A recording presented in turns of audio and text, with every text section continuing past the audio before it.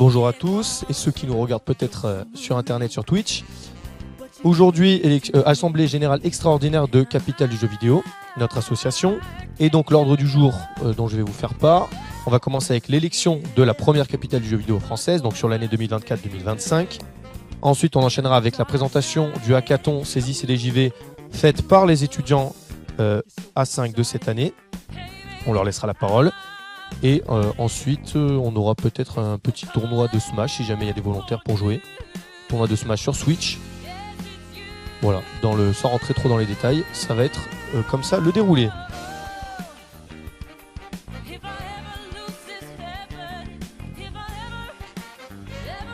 Ok, on télécharge la presse de... Oh, il est en train d'aller trop vite lui. On télécharge la présentation des étudiants juste pour juste après. Ça c'est nous ça. On revient en arrière. Toujours trop en avance. Et donc on peut vous laisser admirer ce magnifique trophée qui sera remis à la ville gagnante. Voilà, on voit même, vous pouvez regarder si vous voulez vous approcher pour voir le trophée de plus près. Il est penché, donc on voit le reflet une infinité de fois de ce cher Pac-Man qui est un petit peu notre logo à nous.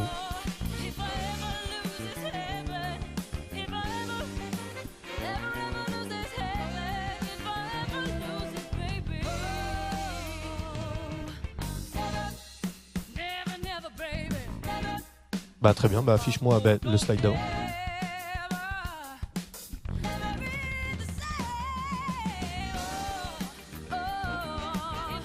Voilà. Donc élection de la première capitale du jeu vidéo française.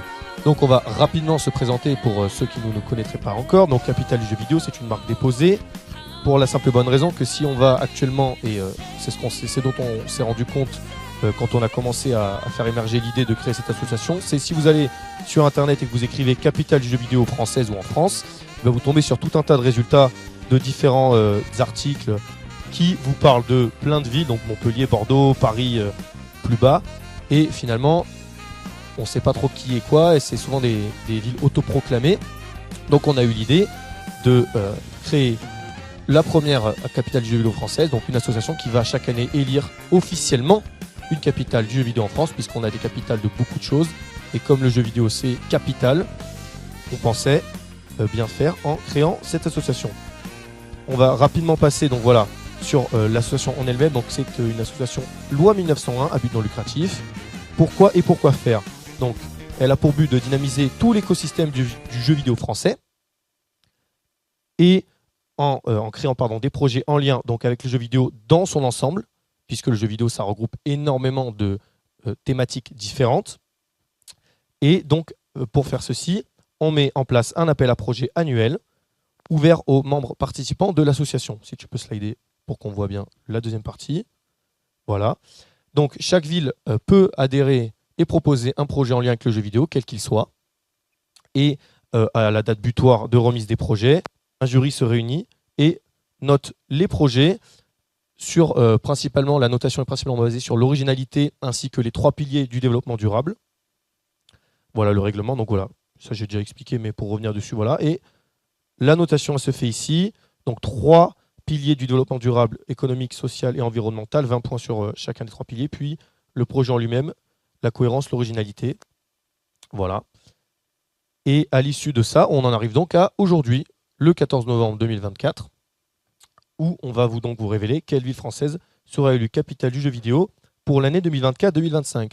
Pour répondre à cette question qui me brûle les lèvres, c'est pas moi d'ailleurs qui vais apporter la réponse. Je vais donner la parole à notre toute nouvelle secrétaire, Léa Laborde. Ben voilà, c'est fait. Et c'est elle qui va vous ouvrir cette enveloppe, Léa, quand tu veux. Eh bien... Tu peux te présenter rapidement si tu en as envie. Bon, mon micro n'a pas l'air de fonctionner. Si, c'est bon, vas-y. Ah. Colle-le bien à la bouche, mais c'est bon. Ok, bon, désolé, c'est la première fois que j'utilise un micro de ma vie. Bon, bonjour à tous, donc moi c'est Léa Laborde et je suis heureuse de vous présenter aujourd'hui quelle est la ville gagnante de cette année, de cette nouvelle année.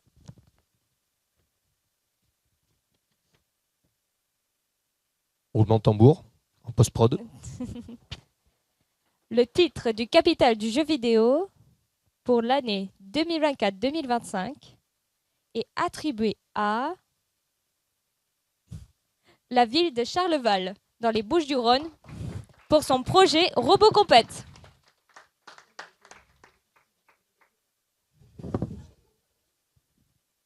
On vous invite à nous rejoindre pour la remise du trophée. Bah vas-y, alors je te récupère le micro. Vous remportez donc, bon, ça c'est voilà, c'est pour le symbole. Ce trophée, et donc vous voyez qu'il est marqué de l'inscription, capitale du jeu vidéo. Oui, vas-y, tu peux le débrancher maintenant. Sur l'année 2024-2025. Voilà, encore bravo à vous. Et bien sûr, le plus important, le titre de Capital Jeux Vidéo. Vous inquiétez pas, à partir d'aujourd'hui, on vérifiera bien à ce qu'il n'y ait pas une autre ville que vous qui soit citée ou qui soit nommée Capital Jeux Vidéo. On veillera au grain, ne vous en faites pas. Voilà, donc est-ce que vous voulez dire un mot sur votre projet ou bien après on passera une petite vidéo, allez-y. Bon, bonjour à tous. Ben, nous, on est ravis d'être là. Alors, on est un peu déçus qu'il n'y ait pas d'autres communes parce que j'avais vu sur le site qu'il y avait pas mal d'autres communes qui avaient répondu à l'appel à projet, non? Enfin, ou alors je me trompe, mais ah, elles n'ont pas répondu, en bonne et due forme. D'accord, parce que j'avais vu Berre, j'avais vu... Voilà. D'accord. Ok. Ils sont pas allés jusqu'au bout de la démarche, en fait. Ok, c'est dommage. Donc, on va faire... Nous, on va faire de la pub autour de nous parce que moi, j'avais déjà parlé à Sénas. Allez-y. Voilà, parce qu'on trouvait ça intéressant. On a monté tout un dossier, c'est notamment Béatrice, notre bibliothécaire de la commune de Charleval. Je ne sais pas si tous les étudiants dans la salle les connaissent, Charleval d'ailleurs. Non, voilà, pas du tout. C'est bien aussi. C'est ça, c'est la capitale. C'est très bien aussi que ça montre pour la première année que ce ne soit pas une ville supra connue. Enfin, c'est d'autant plus important pour nous. Donc finalement. Charleval, 2700 habitants. Nous, on est à côté entre Aix et Salon. La Roque d'Interron, ça vous parle? Eh ben, tout à côté, à 5 minutes de la Roque. Donc, petite commune, mais on a plein d'envie. On veut développer plein de projets. Et donc, Béatrice a développé tout un projet sur la robotique. Et là, on a constitué un fonds de jeux vidéo près de notre bibliothécaire. On va prêter les jeux vidéo aux ados ou à d'autres, d'ailleurs, aux adultes. On va acheter des jeux à Micromania. On va peut-être l'année prochaine acheter une PS5 pour qu'ils jouent aussi avec nous. Le but, c'est d'attirer des nouveaux, forcément, adhérents à la bibliothèque. Enfin, voilà, c'était en lien aussi avec la BDP, Bibliothèque départementale de prêt du conseil départemental. Enfin, voilà. On a essayé de faire du sens autour de tout ça, d'où le projet qui vous a été déposé cette année. Et encore merci pour la récompense. Un très beau projet qui vous vaut donc d'être élu pour cette année jusqu'à 2025. Alors, pour moi, c'est capital le jeu vidéo. Je joue pas, mais pour moi, c'est capital. Et on a aussi besoin de vous dans les petites bibliothèques parce que c'est vous qui amenez vos idées, c'est vous qui amenez vos projets. Et nous, on est là pour les écouter et on est là pour les construire avec vous. Donc, surtout, n'hésitez pas, quoi. Voilà. Le message est bien passé. Et d'ailleurs, ils vous ont peut-être entendu et ils ont préparé tout de suite un projet. Donc, après, on aura l'occasion de voir le travail effectué par ces 4 étudiants. Et ça vous donnera peut-être de bonnes idées à vous aussi. Merci à vous et bravo. Encore merci à vous et puis bravo. Donc voilà, cette année, c'est une première à plus d'un titre, puisqu'il y avait 2 particularités par rapport à ce qu'on avait voulu faire à la base. Donc initialement, l'idée, c'était d'aider les villes à financer des projets futurs de jeux vidéo. Donc, comme je vous l'avais dit, chaque ville adhérente proposait un projet et elle payait en fonction de sa taille une adhésion à l'association. Et la ville qui avait remporté l'appel à projet recevait une donation pour financer ou partiellement financer son projet. Sauf que on était un petit peu hors timing quand on a commencé à s'adresser aux villes il y a de cela à peu près un an, puisque les villes ayant déjà voté leur budget, en tout cas c'est ce qu'elles nous ont dit, elles ne pouvaient pas forcément débloquer les fonds pour adhérer tout de suite, puisqu'elles votent leur budget avant pour 2024. Le budget a été voté fin 2023. Et donc ils n'avaient pas pris en compte nous dans l'équation, bien sûr, parce que c'est un petit peu nouveau. Donc la première année, l'inscription a été gratuite. Il y avait simplement le titre à la clé. Et deuxièmement, on ne récompense pas un projet, mais finalement un événement qui a eu lieu, qui a été abouti, puisque le projet a été réalisé. Donc là, on ne voit pas, mais grâce au support du département des Bouches-du-Rhône.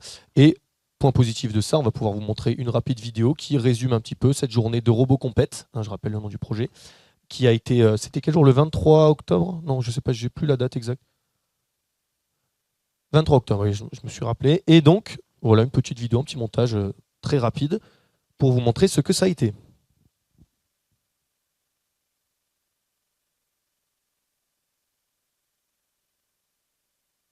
Si ça veut venir. Et voilà, on y va.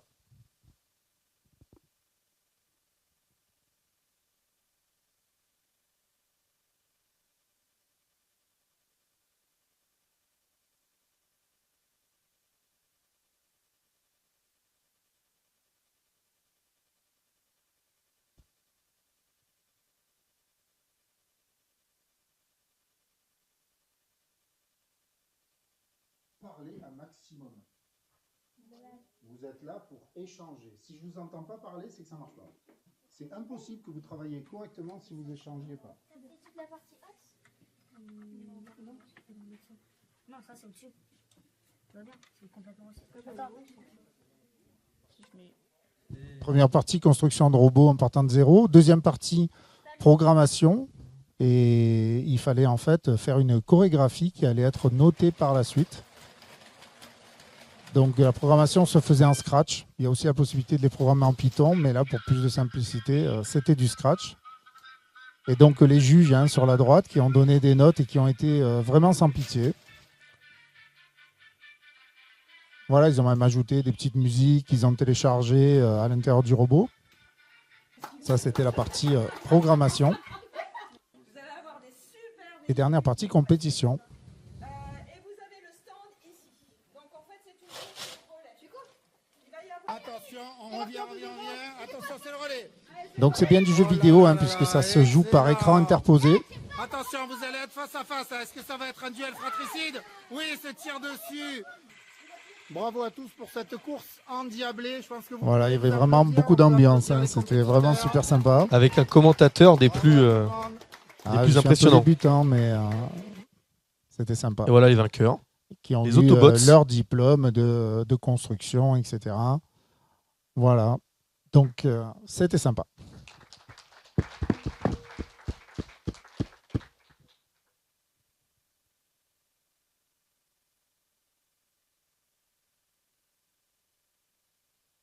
Donc voilà pour la petite vidéo présentation et résumé de cette journée. Qu'est-ce qu'il me fait là Bon, c'est pas grave. Donc, pour rappeler, donc voilà, tout ça c'est venu de l'observation, comme je vous ai présenté sur Internet, Capital Jeux Vidéo, on ne savait pas forcément qui c'était. Et surtout, pourquoi on a eu envie de faire ça, puisque pour nous, le jeu vidéo, c'est Capital. Le jeu de mots vient de Philippe. Et également parce que le jeu vidéo égale emploi nouveau. La célèbre équation de Albert Einstein, E égale MC2. Nous, on s'est dit, on va faire aussi bien. Jeu vidéo égale emploi nouveau, au pluriel, puisque on pense, et je pense que personne ne nous contredira, que c'est un vecteur colossal d'emploi. Le jeu vidéo, en étant le bien culturel le plus consommé dans le monde, et également en France, c'est donc une source de tout plein de métiers dont on n'a pas forcément connaissance souvent. Quand on s'y intéresse, on regarde souvent les métiers de joueurs professionnels, etc., les métiers les plus connus et les plus mis en lumière dans le monde, mais il y a tout ce qui concerne la création de consoles, création de jeux, testeurs, etc. Vous, même ingénieur au CESI ici en 5e année, et pour ceux qui finiront leur cursus plus tard, il y en aura probablement d'entre vous qui travailleront dans le jeu vidéo. Voilà, et puis par exemple, voilà, l'association, donc moi, je suis un peu en train de trouver ma voie grâce aux jeux vidéo. Je commente également, je commenterai après le tournoi s'il a lieu. Et puis Philippe qui a un petit peu aussi fait tout son parcours, on va dire de près ou de loin, en lien avec le jeu vidéo. Donc tout ça, c'est un vrai plus pour l'économie en France comme partout dans le monde. Et donc c'est pour ça qu'on a invité aujourd'hui monsieur Hervé Lieberman, élu au sport de la région Sud. Et on va l'inviter à nous dire un petit mot sur probablement le lien, ou en tout cas ce que fait la région en matière d'économie en lien avec le sport et le jeu vidéo. Voilà.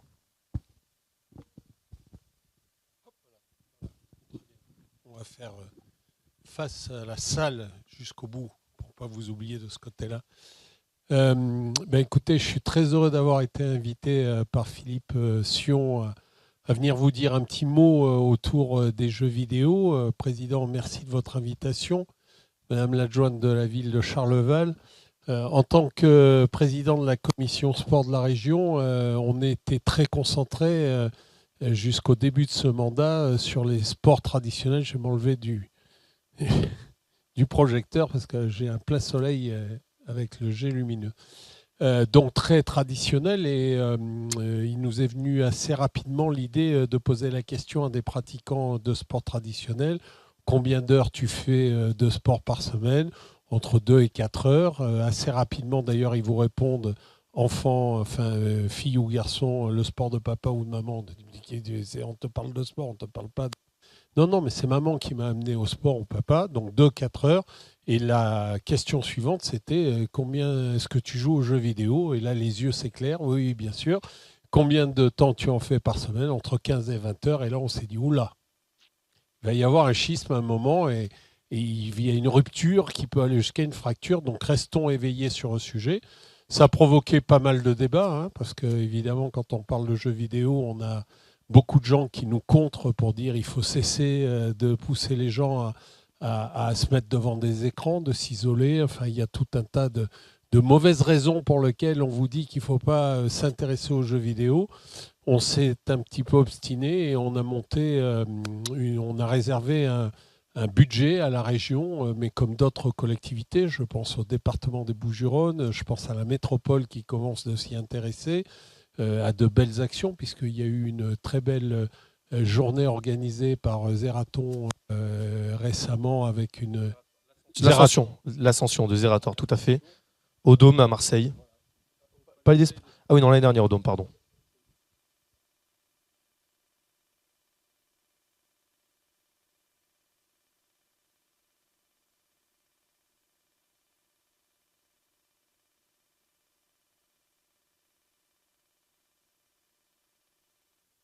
Ça va aller mieux.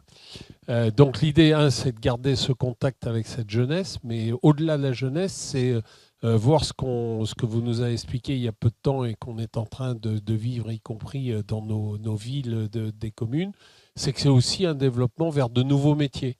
Et j'ai en tête, par exemple, une ville qui aurait dû concourir à Aix-en-Provence, puisque moi j'habite à Aix-en-Provence en tant que conseiller régional, c'est d'imaginer comme pour l'émission locale, les jeux vidéo, c'est une façon de capter l'attention de gens qui ne font pas un certain nombre de démarches et qui, par ce biais-là, reprennent contact avec les missions locales. Dans les missions locales et par les métiers qui peuvent amener à développer des jeux vidéo ou à s'intéresser à la robotique, reprendre contact avec un vrai métier. Donc voilà pourquoi on s'est engagé dans ce domaine. Je dois vous dire que moi, l'ensemble de mes collègues conseillers régionaux, quand je leur parle de e-sport ou de jeux vidéo, ils me regardent avec des yeux un peu écarquillés et qui me prennent vraiment pour un fou. Mais tant mieux, on est dans une région où le Sud et les FADA sont toujours les bienvenus. Et moi, je suis très heureux de laisser passer la lumière comme tous les fêlés. Et donc, je serai à vos côtés. Il faudra qu'on regarde comment on peut relayer avec les institutions cette belle proposition d'organiser la capitale mondiale des Jeux. Et il faut qu'on voit comment on peut vous donner un coup de main et surtout vous aider à voir concourir plus de communes. Ma collègue de Charleval me disait à l'instant, c'est dommage que les autres communes qui ont candidaté ne soient pas allées au bout de la démarche. Absolument. J'espère que dorénavant, et avec votre aide autour de vous, on va pouvoir lever un élan et peut-être remplir le stade Vélodrome autour de la nomination de la prochaine capitale des jeux vidéo. Je signe où avec plaisir. En tout cas, merci. Merci, merci J'essaierai de vous accompagner. Mesdames et messieurs, Hervé Lieberman.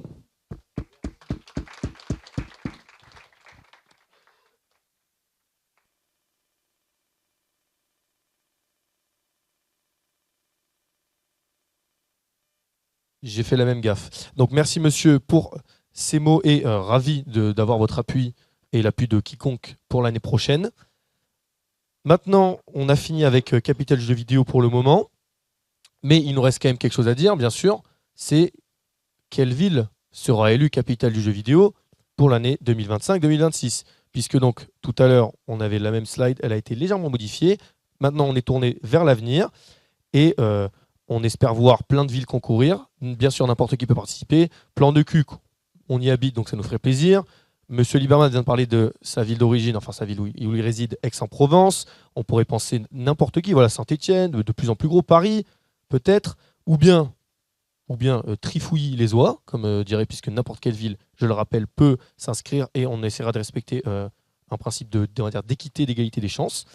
Et bien sûr, la seule condition pour être élu, en tout cas la condition c'est nécessaire mais pas suffisant, c'est adhérer pour participer.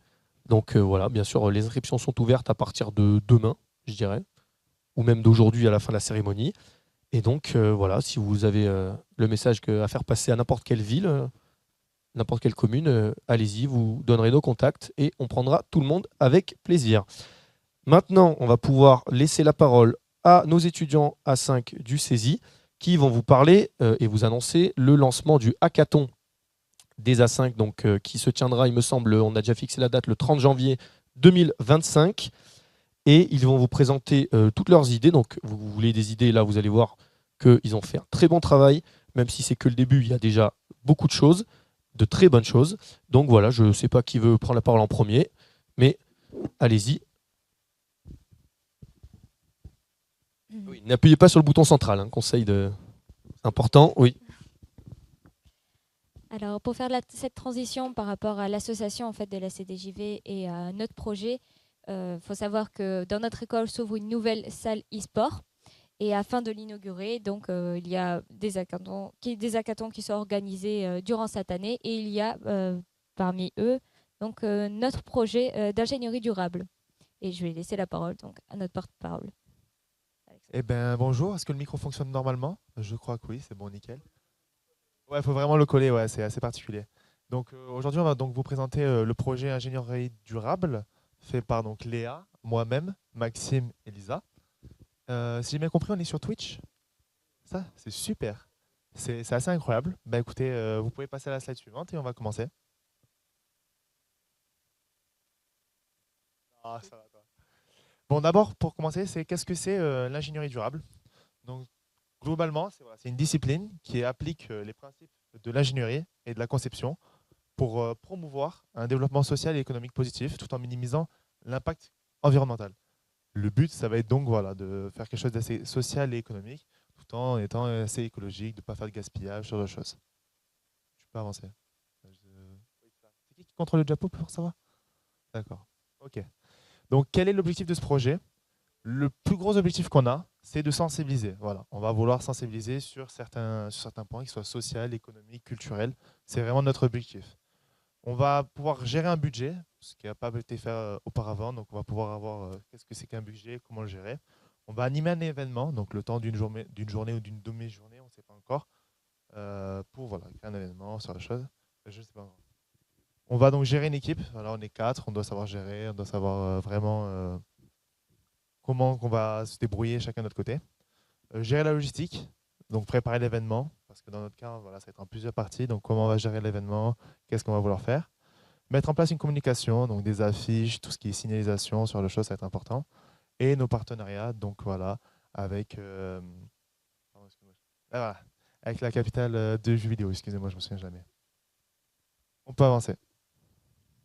Donc voilà. Quelles sont les parties prenantes du projet? Donc ça va être nous, nos partenaires, donc la capitale du jeu vidéo, Marc Thomas ainsi que Malika Ben Khalifa, l'administration du CESI et donc tous les participants qui souhaitent venir à notre événement, donc que ce soit les étudiants qui sont internes au CESI, les étudiants externes, tous ceux qui souhaitent venir, donc voilà, les collégiens, les lycéens. Tu as quelque chose à dire? Juste pour préciser, Marc Thomas, donc c'est le directeur de notre école. Et Malika Ben Khalifa, c'est notre responsable pédagogique qui contrôle en fait notre projet globalement. Et c'est eux qui vont avoir concrètement la décision finale sur si le projet va être et l'événement va se réaliser ou pas. Donc ils sont forcément partie prenante de notre projet. Merci Léa. Quels sont donc les enjeux pour cet événement? Donc voilà, pour commencer, on a la réputation du CESI, de nous et de notre partenaire. Donc on souhaite absolument que l'événement soit fructueux. On souhaite également, c'est un investissement, un enjeu financier. Il faut qu'on soit capable de gérer le budget de A à Z, qu'il soit conforme et qu'il soit réaliste. On doit pouvoir satisfaire les parties prenantes, donc que ce soit vous les participants et tous ceux qui ont vu naître ce projet, donc que ce soit l'administration du CESI, Marc Thomas, tout le monde. Et bien sûr, donc la vision des participants, donc c'est-à-dire on veut vraiment sensibiliser, on veut que tout le monde ait compris ce qu'on souhaitait montrer avec cet événement. On peut avancer. Pour ça, donc, je vais arriver rapidement parce que c'est un gros Excel. Mais globalement, voilà, on va pouvoir mettre des métriques pour vous expliquer comment on va faire. On va mettre en place des quiz pour vérifier que vous avez bien été sensible à nos événements avec des KPI sur les choses. On a tout ce qui est gérer le budget, donc avec certains KPI, mettre en place une communication pour l'événement en mesurant le nombre de personnes qui sont venues à l'événement. Donc voilà, de manière assez professionnelle. Des marges concernant le bon plan de l'action. Donc voilà, on aura un certain nombre de choses à faire pour la logistique de notre événement. Donc faire en sorte que tout soit fait dans le bon ordre et dans les temps. Et au final, de votre satisfaction, on va vous demander si vous avez été satisfait de l'événement. Donc on espère que ce sera positif. On peut avancer. Maintenant, donc, on va vous présenter l'événement. Et donc je pense que je vais te laisser la parole, Léa, pour la suite, ou tu veux que je continue? Je peux, si tu veux. Vas-y, je pense que tu peux continuer parce que je pense que j'ai suffisamment parlé. Donc pour ce projet, il faut savoir c'est la première fois qu'on organise un événement et on est étudiant, on est là pour apprendre en fait tout ce qui est animation de cet événement, l'organisation du budget, la logistique, comme il disait. Donc c'est vrai que ça fait un peu court pour le début, mais vous inquiétez pas, on va présenter les ateliers. Et justement, afin de respecter en fait le thème de l'ingénierie durable et de vraiment, donc concrètement, comment est-ce qu'on perçoit l'ingénieur du futur. Souvent, il se développe à partir des 3 piliers. Ainsi, c'est pour ça que durant notre événement, on va avoir différents ateliers sur chacun des piliers. Donc, on aura l'atelier sur l'environnement, un sur l'économie et un sur le social, avec à la cafétéria ici, actuellement, un buffet et un échange culturel afin de sensibiliser aussi à l'inclusion des personnes, des personnes étrangères dont on précisera plus tard. Merci Léa. Alors du coup, concernant les rôles, voilà, on va avoir Maxime qui est juste là, qui va être le responsable du secteur environnemental et de la communication. C'est lui qui va par exemple faire les affiches, qui va faire l'événement concernant l'écologie. Vous allez voir, c'est très intéressant. Lisa, qui va être la responsable du secteur culturel et du buffet, ainsi que de tout ce qui est financier, donc l'aspect financier. Donc vous allez voir plus tard, elle va pouvoir vous présenter tout ça. Moi-même, donc qui va être le secteur social et de la cinétique. Globalement, je vais faire en sorte que tout le monde sache où est l'événement et faire en sorte que vous puissiez avoir un aspect social développé au sein de mon événement. Et pour finir, Léa, qui va être la responsable du secteur économique et de la logistique. Donc globalement, c'est elle qui est la gestionnaire de l'événement dans le sens pur du terme. C'est elle qui va vouloir, qui va donner voilà, qu'est-ce qu'on doit faire, comment on va le faire. Et je suis le porte-parole.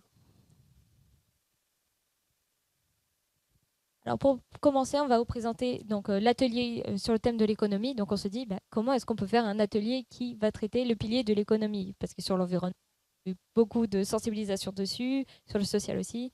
Et pour cette partie-là, donc je vous laisse passer à la diapo, on a décidé de donner en fait l'image du futur ingénieur, de telle sorte à ce que comment est-ce qu'on sait qu'on va investir en fait dans un bon ingénieur plus tard. Et pour ça, il faut savoir ses qualités et ses compétences clés, qui sont par exemple la communication, la créativité, l'organisation, la résolution de problèmes et le travail d'équipe. Et afin de savoir si les personnes ont ce genre de compétences et à quel niveau, on a mis en place donc un concours e-sport pour tester ces différentes compétences. Donc, il y aura différents jeux afin de tester ces compétences, telles que pour tester la communication, on aura Keep Talking and Nobody Explodes. Donc, le but sera vraiment toujours dans des groupes de 2, une personne qui devra désamorcer la bombe et l'autre avec la notice de désamorçage. Mais attention, l'un ne peut pas voir ce que voit l'autre. Ainsi, ils auront pour but de vraiment communiquer correctement chacun avec l'autre pour être sûr de désamorcer la bombe dans les temps. Ensuite, le prochain jeu s'appelle Pico Park. Donc, ça permettra de tester votre logique, résolution de problèmes, où il faudra arriver au bout d'un parcours en équipe, toujours. Et sauf qu'il faudra aller chercher la clé, monter sur le personnage d'un autre pour pouvoir traverser, appuyer sur le bouton, etc. Enfin, faire face à différents défis durant ce parcours. Ensuite, le dernier jeu sera Overcooked, qui est donc une gestion de petits personnages dans une cuisine qui devront gérer la gestion de la cuisine en général, faire la nourriture. Par exemple, le sandwich, c'est pain, viande, salade, etc. Pour les amener à temps aux clients afin qu'ils soient toujours satisfaits, tout en gérant les risques, tels que des incendies, par exemple. Il faut savoir que ce genre de risque et d'organisation, ça peut sembler superflu sous forme de jeux vidéo, mais en réalité, c'est concrètement ce à quoi fait un ingénieur tous les jours. À chaque fois, on a des imprévus et quand on fait appel à nous, c'est « Ah, j'ai un problème là, mais je ne comprends pas bien le problème. » Eh ben, c'est à nous d'aller chercher d'où est-ce que ça vient, comment ça fonctionne. On se pose des questions, on cherche des solutions. S'il n'y a pas de solution souvent, c'est qu'on ne se pose pas les bonnes questions. Tout ça dans la démarche vraiment de la recherche de l'idée de l'ingénieur. Ainsi, donc, comme je l'ai dit, le jour de l'événement, on sera organisé par équipe de 2. Donc, ils devront tester les trois jeux présentés. Ils devront passer pour une session de 10 à 15 minutes par jeu environ. Et tout le long en fait, de l'événement sera affiché en direct sur un écran les résultats de chacun pour servir à la fin de la journée un lot aux gagnants. Donc là, ça va être vraiment par rapport à la nouvelle salle e-sport qui est disponible au second étage. On avait décidé donc d'organiser la salle comme telle après. Donc 2 PC pour le Pick-a-Pack, Overcooked et un pour Keep Talking Nobody Explodes. Et on hésite à peut-être l'adapter du coup en réalité virtuelle, ce qui pourrait être intéressant. Donc du coup voilà, maintenant je vais pouvoir vous présenter l'atelier sur le social. Pardon. Donc voilà, le but donc ça va être un concours d'e-sport avec handicap. L'idée c'est de sensibiliser les participants à l'inclusion des personnes en situation de handicap dans le monde du jeu vidéo. Donc le jour de l'événement, je vais vous proposer donc des jeux comme Mario Kart pardon, et Stickman Fight, et ce sont des jeux qui sont compétitifs, mais avec un petit twist, c'est que vous allez avoir des handicaps. Donc vous allez utiliser des manettes spécialisées ou des objets spécialisés qui vont vous handicaper d'une manière ou d'une autre. Le but, c'est que vous vous comportez de manière à avoir le meilleur score possible, de pouvoir battre le record de l'autre, malgré la situation de handicap. Pourquoi on va vous faire ça? C'est simplement parce que vous allez pouvoir voir, vous pouvez passer à la slide suivante. Ça charge. Voilà. On va vous faire ce genre de choses. Vous allez tester des manettes particulières, des boutons que vous n'avez pas l'habitude, des lunettes un peu particulières. Et grâce à ça, l'idée c'est que vous allez être empathique par rapport à savoir voilà, comment est-ce que telle ou telle personne réagit au monde du jeu vidéo. Comment est-ce que lui il perçoit les jeux vidéo. Comment lui est-ce qu'il joue aux jeux vidéo tout simplement. Donc c'est le but qu'on a fait derrière cet événement. Voilà, donc comme on vous a dit, on va proposer Mario Kart et on vous a proposé Stickman. Donc c'est que des jeux de compétition, malgré, contrairement à Léa, on va faire que des jeux de compétition parce que justement c'est là où on pense que vous allez pouvoir le plus comprendre et empathiser avec ces individus, avec les personnes en situation de handicap tout simplement. Concernant la salle, rapidement, c'est que moi je serai là en train de contrôler simplement ce que vous faites et vous aurez une télé avec un ordinateur et vous allez pouvoir jouer aux jeux vidéo et je vais pouvoir monitorer en temps réel qui a fait tel score, qui a fait quoi. Et on pourra voir en temps réel qui a eu le meilleur score, qui a fait ça sous un système de points qu'on vous présentera plus tard.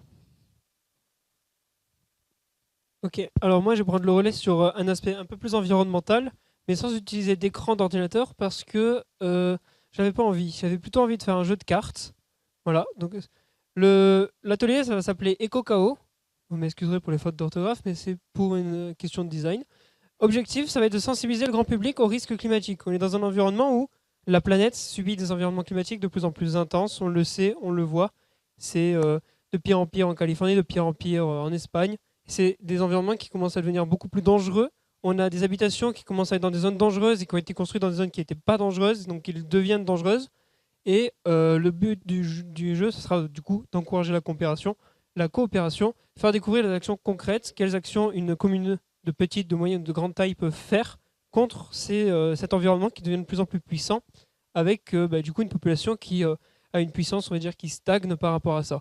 Donc le jour de l'événement, on aura une salle entière, une répartition des joueurs selon les équipes que je vais vous montrer juste après, un petit quiz et un résultat à la fin de la journée avec les scores. Normalement, il y aura 1 ou 2 sessions, on verra parce que le jeu peut être un peu long. Donc, c'était... Voilà. Non, c'est dans l'autre sens. Voilà. Donc on va avoir une salle, ça fait un peu gros, il y a plusieurs équipes. Pourquoi? Parce que ici on va par exemple avoir l'équipe qui va gérer tout le continent européen. Ici tout le continent de l'Océanie. Ici par exemple l'Afrique, l'Amérique du Nord, l'Amérique du Sud, l'Asie. Et ici on va avoir WE pour Weather en anglais. Donc en fait ça va être l'équipe météo. Donc on va avoir 4 personnes par équipe, une équipe météo et 6 équipes pour 6 continents. L'objectif ça va être, on va dire de manière plus correcte, que l'équipe météo va abattre, va choisir, va faire le choix de dire bah voilà, aujourd'hui il pleut en Espagne et l'Espagne va devoir quoi? Ok, l'Espagne par exemple qui est en Europe, ils vont avoir des habitations. Donc on peut passer sur la slide d'après qui va donner des exemples. Bon, du coup, les cartes météo. Donc toutes les cartes météo vont commencer avec une puissance de 1 parce qu'on considère que la planète se porte très bien. Et les liens de cause à effet que nous allons effectuer sur la planète avec le temps au fur et à mesure du jeu va donner de la puissance aux cartes. Et les cartes vont pouvoir être plus puissantes par rapport aux habitations et vont pouvoir plus facilement faire des dommages aux habitations. Donc par exemple, on va avoir différents types de cartes météo en fonction du continent. Donc déjà, ça peut sensibiliser au type de météo qui peut s'appliquer à différents types de continents. Par exemple, les inondations de mousson en Asie, les invasions de criquets en Afrique, etc., etc. Tout ça pour les 6 continents qui seront représentés. Sur celle d'après, on va avoir les cartes habitations. Par exemple, en Asie, on va avoir des maisons de paille, des maisons de village, des appartements urbains, des maisons en bois ou même des yurts, parce qu'on prend tout un continent, donc on va généraliser les différents types d'habitations. Et donc, les météos vont pouvoir s'abattre sur les habitations, mais seulement les habitations qui vont pouvoir subir les dommages. Donc c'est un peu complexe, vous aurez le jour même sur votre table une fiche explicative complète de votre continent. Et au bout d'un certain temps, donc c'est-à-dire on va jouer sur une année, on commence en janvier, on finit en décembre et on joue 2 fois par an.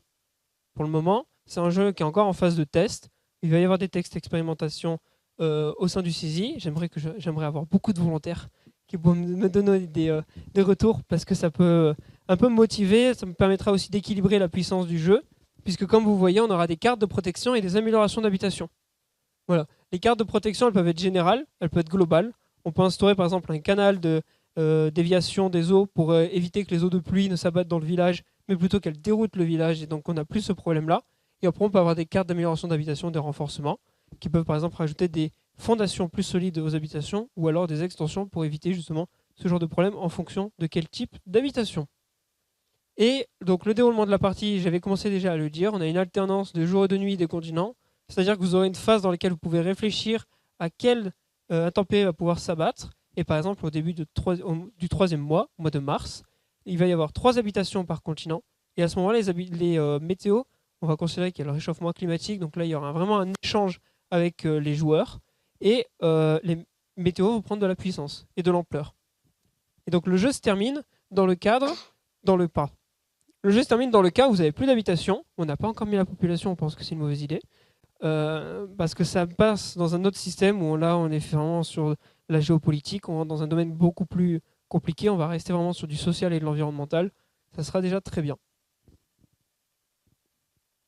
Et donc, on aimerait faire les cartes au Fab Lab, comme ça elles restent au sein du CESI. Donc il faut monter une association, essayer de mettre un brevet ou une lettre sur le jeu qui pourrait encadrer le brevet, le jeu dans un cadre social. Et on va faire une première version papier, essayer d'utiliser du papier recyclé, et des cartes gravées. Donc on va demander aux élèves de 2e, 3e, 4e année, on va essayer de leur demander, voilà, est-ce que vous êtes volontaires pour nous chercher des designs de cartes? Moi j'ai déjà des idées, donc on pourra échanger sur ce domaine-là dans une partie un jeudi après-midi par exemple. Voilà. Et maintenant je vais passer le micro à Lisa. Alors du coup là je vais vous parler de l'atelier culturel. Donc ça va vraiment concerner tout ce qui est buffet et échange interculturel puisque techniquement on revient tous de notre stage à l'étranger dans notre classe ou alors avec nos amis les alternants. Donc ce serait très intéressant pour les étudiants du CESI ou même pour des personnes extérieures de savoir un peu comment ça se passe au niveau d'un ingénieur avec d'autres cultures, d'autres traditions, etc. pour vraiment avoir cet esprit d'ouverture.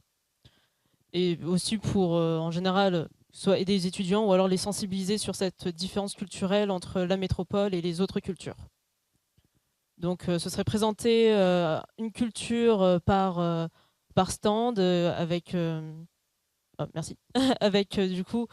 je me suis perdue du coup, c'est pas grave. Du coup, ce sera la disposition de la salle. Donc ce sera la cafétéria donc, ici. Alors pour vous situer actuellement, on serait ici en train de présenter le diapo. Donc il y aurait des stands avec une culture par stand et aussi des stands pour nos partenaires si bien sûr ils veulent venir présenter quelque chose par rapport à leur association. Il y aurait tout ce qui est partie communication sur les événements qui se passeront au 2e étage. Donc vraiment des flyers ou alors des explications sur les événements, l'aspect culturel, l'aspect social, économique et environnemental. Et bien sûr plusieurs tables, dont une grande pour vraiment venir s'asseoir et discuter avec n'importe qui sur justement sur ces différentes cultures. Et garder vraiment cet esprit convivial d'échange. Voilà. Et du coup, on va passer ensuite à tout ce qui est gestion, signalétique, ressources et le budget.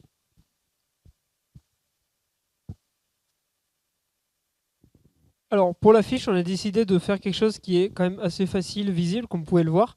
Alors, la billetterie en ligne, vous pouvez y aller. Elle ouvrira au 1er janvier. Pour l'instant, la date a été fixée au 1er janvier, mais on va peut-être l'avancer, on verra, en fonction. Oui, le 30 janvier, c'est l'événement. Le 1er janvier, ouverture de la billetterie. Ça va, on a évité une crise cardiaque. Alors, donc ça sera bien le jeudi 30 janvier. On est resté sur une affiche sobre, simple, où on voit bien évidemment le projet ingénierie durable avec le hashtag Engineer et nos partenaires qui sont aussi affichés en bas de l'affiche. Donc voilà, il fallait vous présenter l'affiche, elle est présentée. Concernant la signalétique, vous allez pouvoir, au fur et à mesure de l'événement, avoir sur de petits panneaux qui vont vous indiquer voilà, où simplement est l'événement, donc où simplement est par exemple le stand sur le social, sur le stand sur l'économie. Donc au fur et à mesure, vous allez pouvoir voir et vous diriger au sein de l'établissement.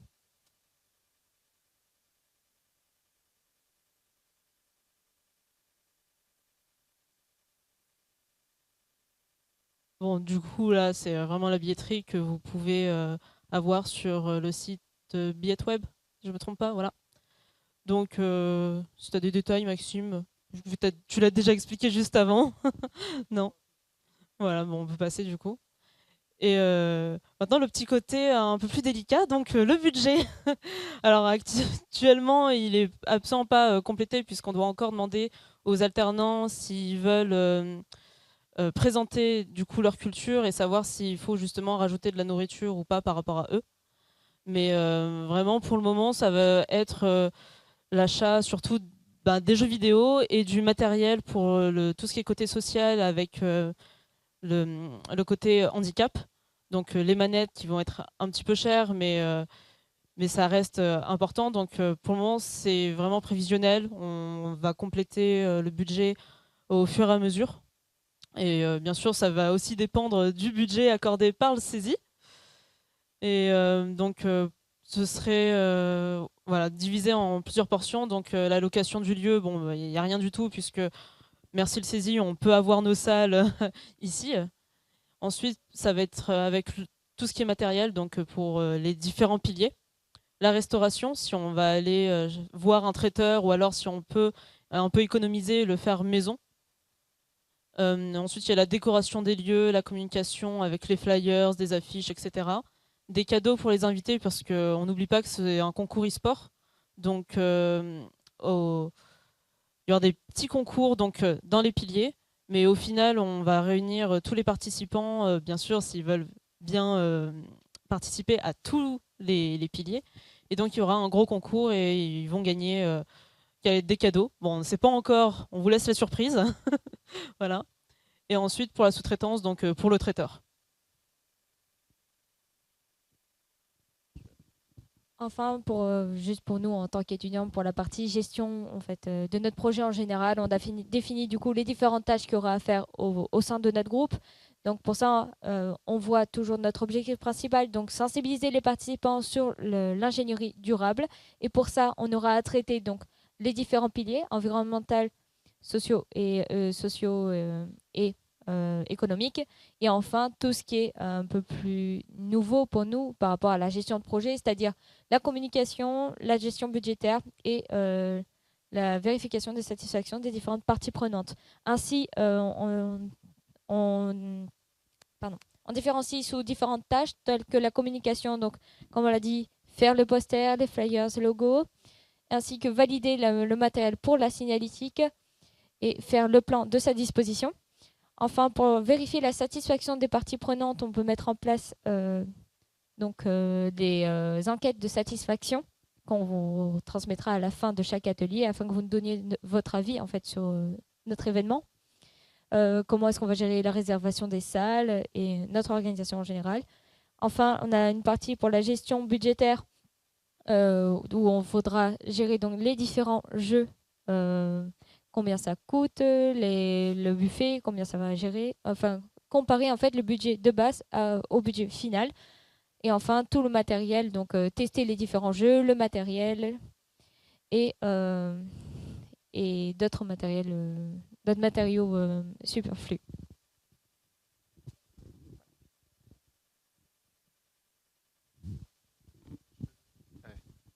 pour conclure, donc c'est une opportunité pour nous de pouvoir faire ce projet.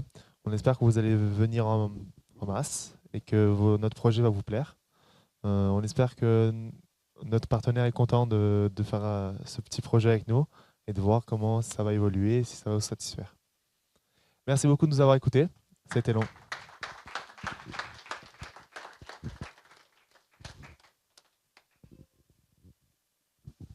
Merci beaucoup à les 4 personnes qui nous ont présenté ce très beau et très bien ficelé. On a vu le projet, ils ont pu vraiment nous détailler, même dans les moindres, on va dire tous les recoins de ce que ça implique de faire un événement, puisque voilà, c'est vrai que ça paraît long comme ça dans la présentation. Je peux vous dire que ça va l'être encore plus pour eux quand il s'agira de tout mettre en place.